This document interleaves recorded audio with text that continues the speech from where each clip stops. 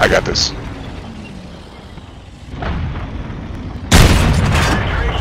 Wasted. Ether. I got this.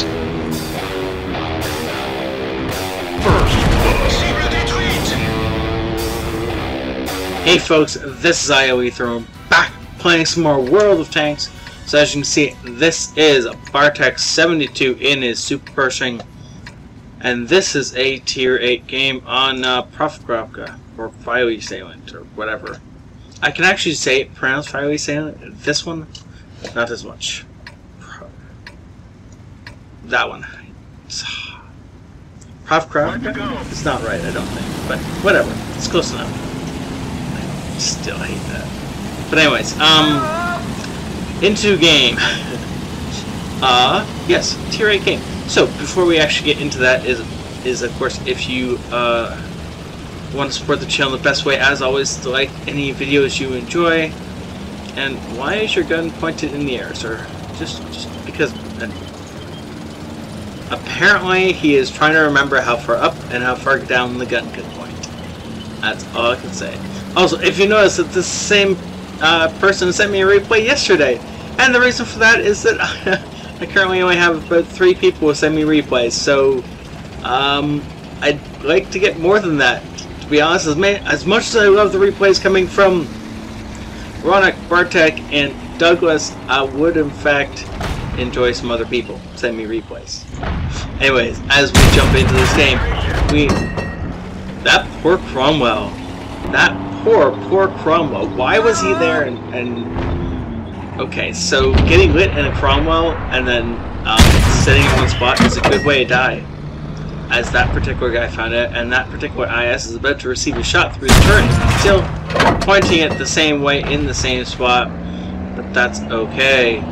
STM-50T on our right, and this is a great spot for a medium tank in Profgrapka to be sitting, because of course you end up basically hull down if you're poking up over this ridge. Now if you have decent armor like the Super Pershing has, then you can bounce most shots fired into you from the front of your tank. Now of course the problem with this is that sooner or later you're going to get shot inside if you keep doing this. And the other downside is if there's artillery in the game, this is a really obvious place for you to be sitting. And there we go, we got shot in the side. But as there's no RD in this game, you know, we're much less likely to get hit by an RD shot. Ooh, STM-50T should be dead. We're just going to fire another shot blind.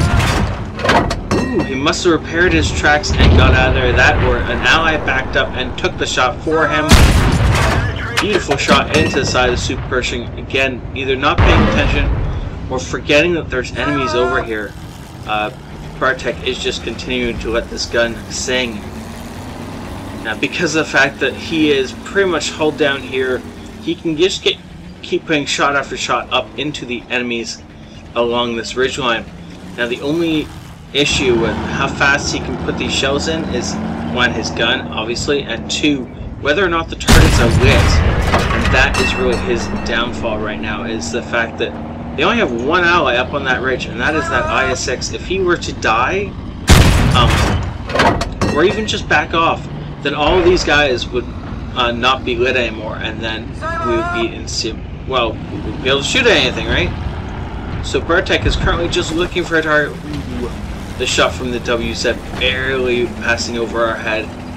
And it's possible the WZ was aiming at somebody else. But I don't know when that Cromie died. It didn't die just recently, so I don't know what the WZ was in fact aiming at, if he wasn't aiming at us. Now, with the enemy T-20 keeps poking over this ridge and lighting us, so Bartek is just going to poke over this ridge and try and take him out of the game. One more shot. Nice, beautiful shot through the front of the T-20 turret. Takes that pest out of the game. And now we pretty much just have dominant control of this ridgeline.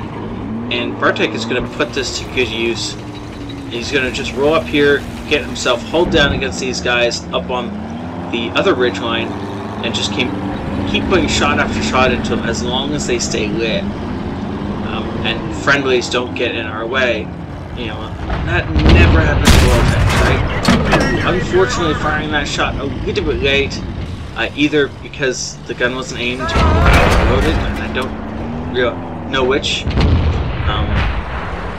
Wasn't paying attention to when his reload was going to end. But that's okay. The WZ has moved over here from the hill in order to try and be aggressive on us. Now, while Bartek is moving around and not shooting at anybody... Oh, never mind. Forget that. Tried to hit the side of it. No, we missed the 5100, not firing far enough in ahead, not leading the shot quite enough. You got one more chance at this.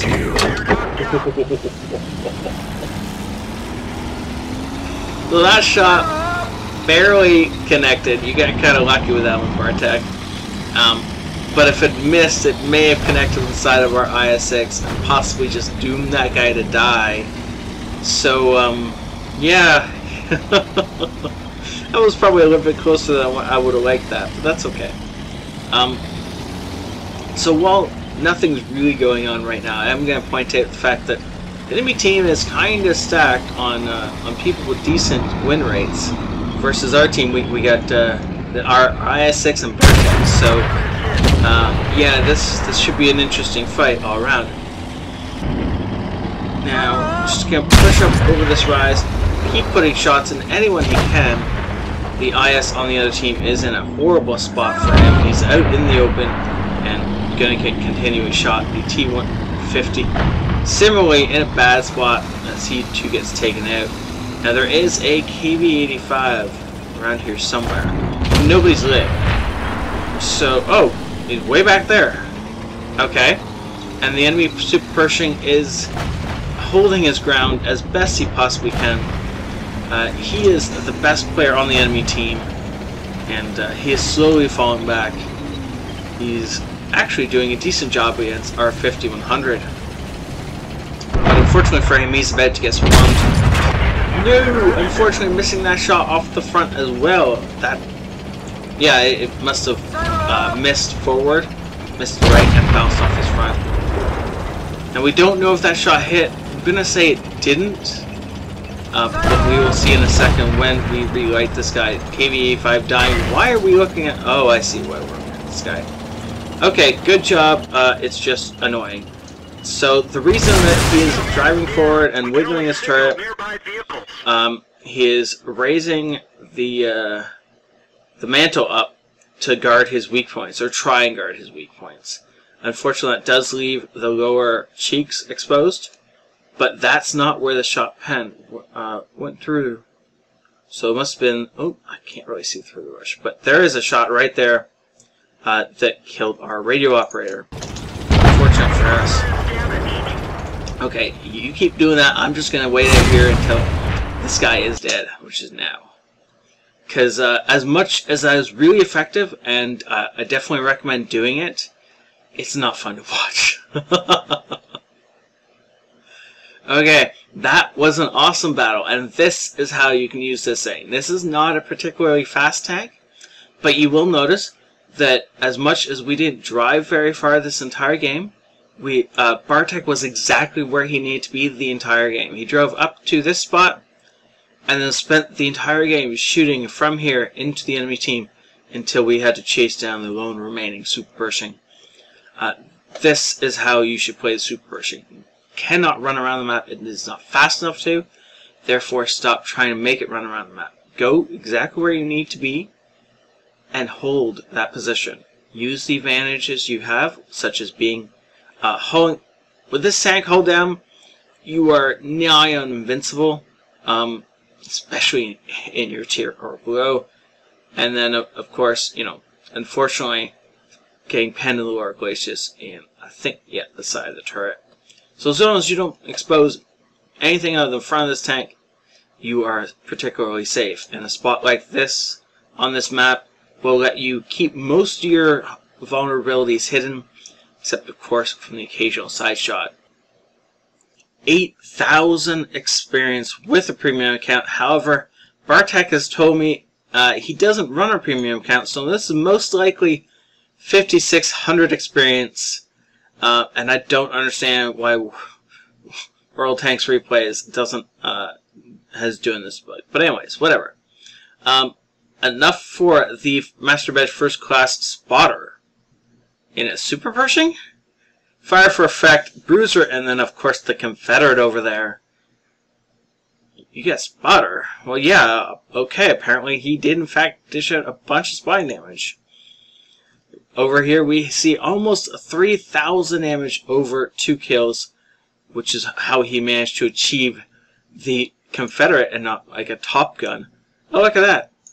2,000 spotting damage in addition to almost 3 grand in actual damage he dealt. And then he bounced another 1,000 damage. Yeah, he was very effective in this game. And there we go. That's how you make 62 grand in a single game with a non-premium account. Wow. Thank you very much, Bartek, for saying this in. Thank you all for watching. Have a great night. This is ioEther out.